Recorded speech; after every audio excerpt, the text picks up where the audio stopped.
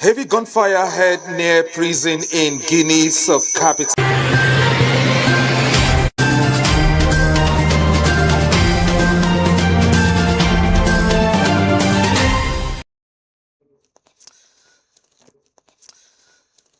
Heavy gunfire heard near prison in Guinea's capital, Conakry. Macron urges Europe to start acting like world power. China rejects global rebukes of Jimmy Lai's sentence. And anti-corruption efforts declining in democracies around the world, so says Transparency International. Around the world, so says Transparency International. Good afternoon and welcome to The World in 30 Minutes on Politics and Business Television. I am Omike Joseph Matthew. Many thanks for joining us. Details of this news, stories and more contents to come after this short break.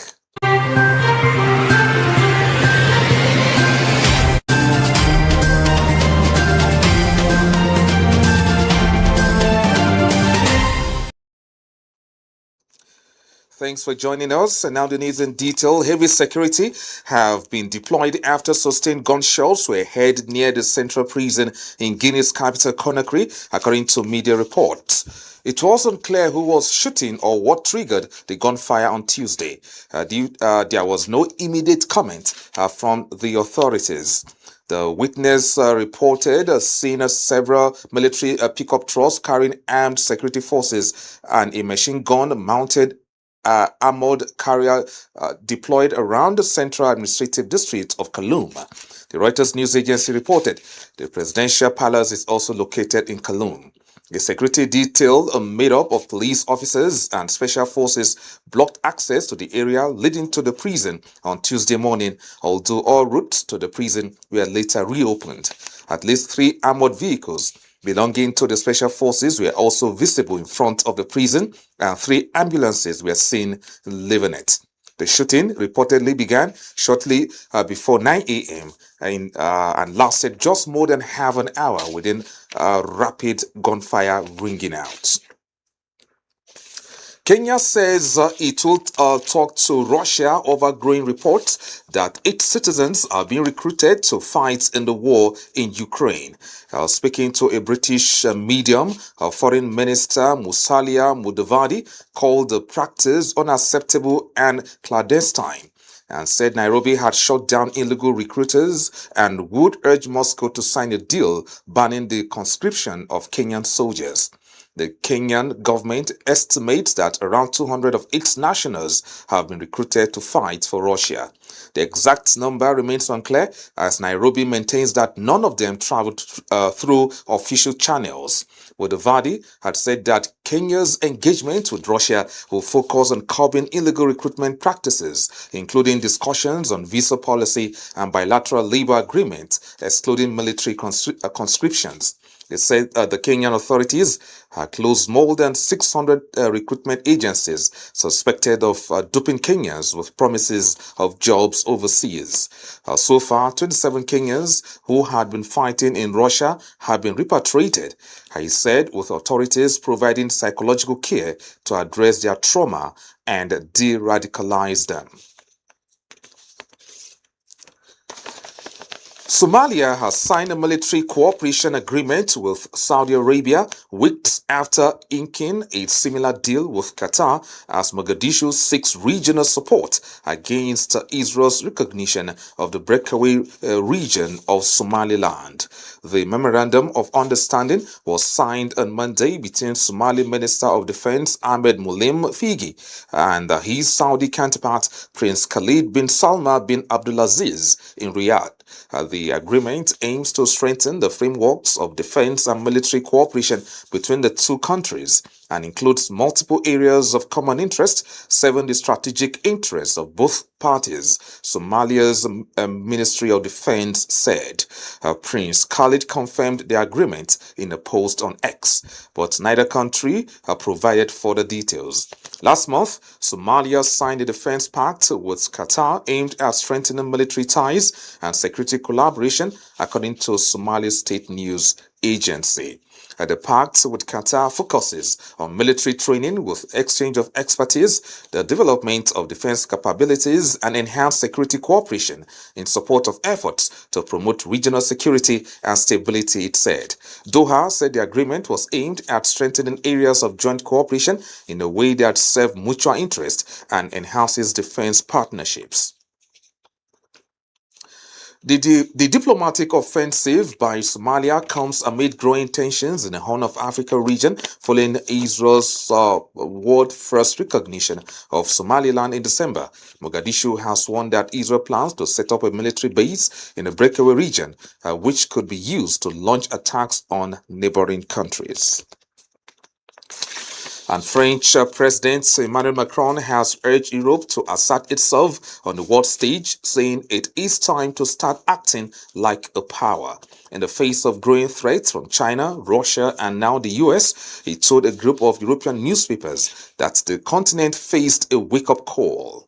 Macron repeated his call for EU-wide mutualized loans in order to raise hundreds of billions of euros needed for industrial investment.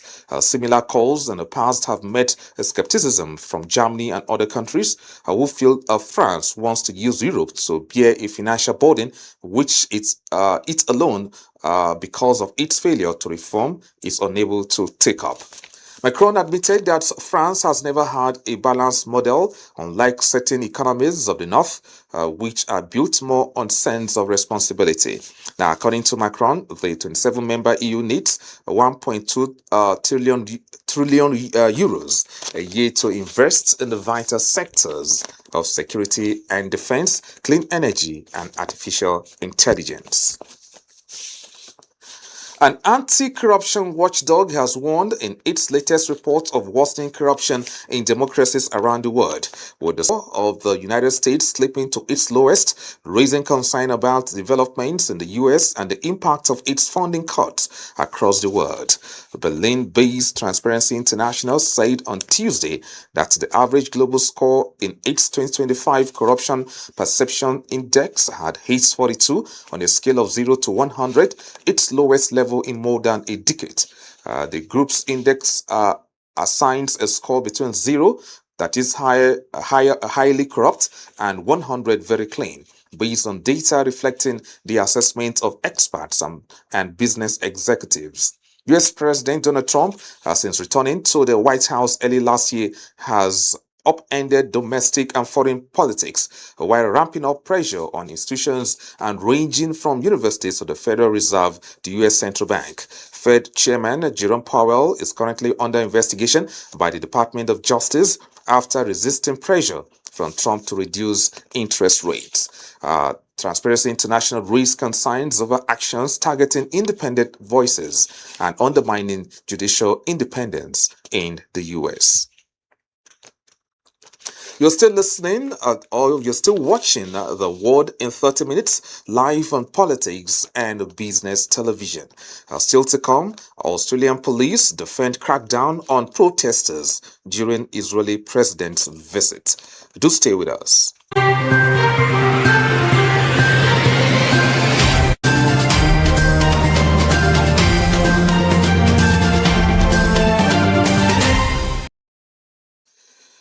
You're welcome back. Australian police have defended their actions after violently clashing with protesters during a demonstration against a visit by the Israeli president. A video image of police charging and punching protesters during the rally in Sydney on Monday night, with the state parliament among those who said they were injured in the clashes. Police said 27 people were arrested, with 9 later charged and 10 officers assaulted. Officers showed remarkable restraint. The NSW Police Commissioner Mal Leon said Tuesday, adding they did what they needed to do. Earlier, rally organizers had failed in their court bids to overturn police powers limiting their right to demonstrate during Isaac Herzog's visit.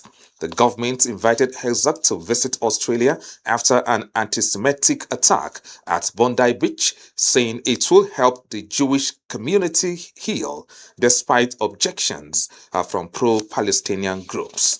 15 people, including a 10-year-old girl, were killed on the 14th of December after two gunmen shot at crowds at an event celebrating the Jewish festival of Hanukkah.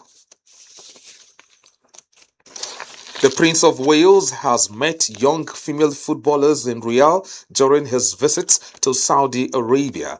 Prince William joined local youth squad players at the training session and heard about female participation in sports in the Gulf states. The prince met Crown Prince Mohammed bin Salman after landing in the country on Monday, where he is spending 3 days at the UK government's request as it seeks to improve ties with the country's de facto leader. He gave the Crown Prince an England football shirt worn by Captain Harry Kane, Kensington Palace said, and the pair held a warm, far-reaching conversation which touched on many elements of the UK-Saudi bilateral relationship. Beijing said Tuesday it has lodged solemn representations with countries that condemned the 20-year prison sentence given to Hong Kong pro-democracy tycoon Jimmy Lai for national security crimes. Countries including the United States, Britain, and Australia have spoken out against Monday's sentence, with U.S. Secretary of State Marco Rubio calling it unjust and tragic. The European Union said it deplores 78-year-old life sentencing and called for his immediate and unconditional release, while Britain vowed to rapidly engage further on his case. Asked about the criticism on Tuesday, China's foreign ministry said that certain countries and institutions have used this judicial case to maliciously smear Hong Kong. China firmly opposed this and has lodged solemn representation with the relevant countries and institutions, a spokesman Lin Juan said at a regular news briefing. Lai, a British citizen and founder of the now defunct Apple Daily newspaper, was found guilty in December of collusion with foreign countries by urging them to impose sanctions on Hong Kong and for publishing seditious articles in his paper.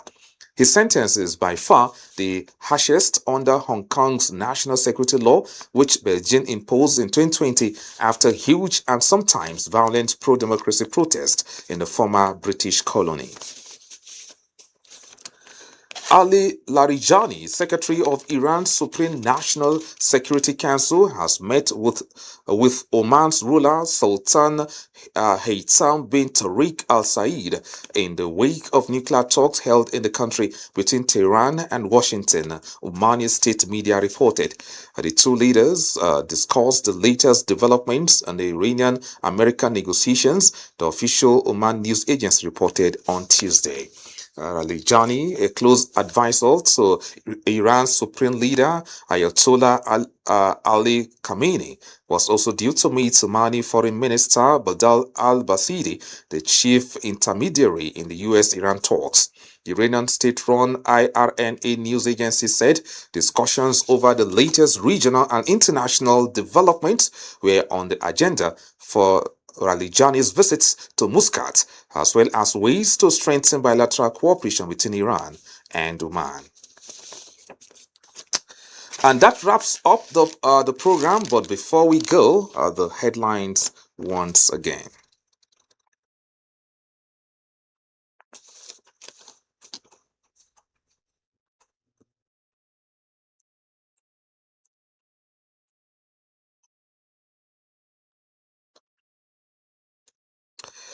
We apologize for heavy gunfire heard near prison in Guinea's capital. Heavy gunfire heard near prison in Guinea's capital, Conakry.